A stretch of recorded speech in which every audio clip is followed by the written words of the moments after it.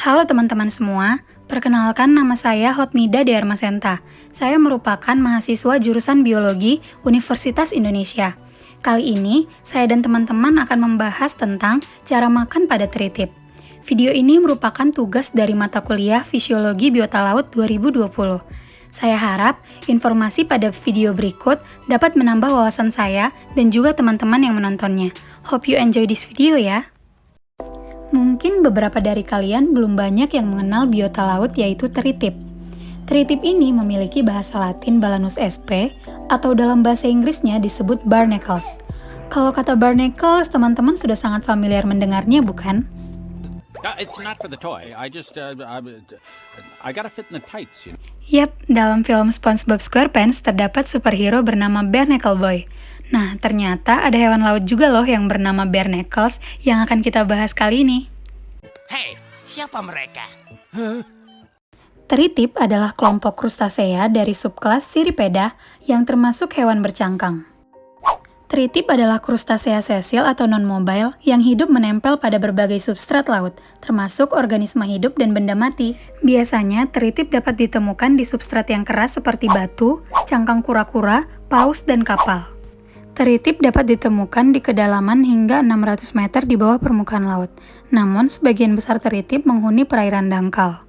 Sebagiannya lagi menghuni zona intertidal atau zona pasang surut. Selanjutnya, siklus hidup tritip. Pertama, tritip hidup diawali dengan fase planktonik yang kemudian dilanjutkan dengan fase sesil. Berikut merupakan struktur tubuh penting yang dimiliki oleh tritip. Pertama, plate atau cangkang yang keras, kelenjar semen, dan siri atau kaki berbulu. Selanjutnya, kita akan membahas mengenai mekanisme atau cara makan pada tritip. Kebanyakan tritip adalah pengumpan filter feeder atau disebut juga sebagai pengumpan suspensi. Filter feeder artinya organisme tersebut memakan jenis makanan tertentu dengan cara menyaring air dengan kecepatan yang konstan. Tritip memakan plankton dan detritus dengan cara menyaring air ke mulut mereka menggunakan struktur yang disebut siri. Secara umum, tritip memiliki dua jenis cara makan, yaitu active feeding dan passive feeding. Dalam metode active feeding, tritip menyaring air ke mulut mereka. Sedangkan dalam metode passive feeding, tritip mengandalkan pergerakan air pasang untuk membawa makanan ke dalam mulut mereka. Dalam metode active feeding dibagi dua cara makan yaitu: pertama, siri secara aktif diperpanjang, ditarik berulang-ulang dan terus-menerus. Kedua, pemompaan dilakukan dengan menggerakkan siri ke atas dan ke bawah tanpa diperpanjang sepenuhnya ke air.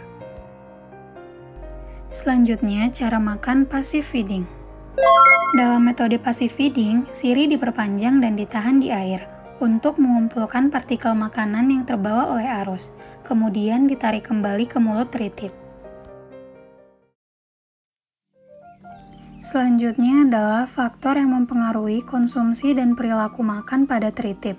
Konsumsi dan perilaku makan pada tritip diketahui dipengaruhi oleh suhu dan konsentrasi makanan. Yang pertama adalah suhu. Suhu air mempengaruhi kecepatan makan pada tritip. Hal ini dilihat dari laju atau kecepatan denyut pada siri.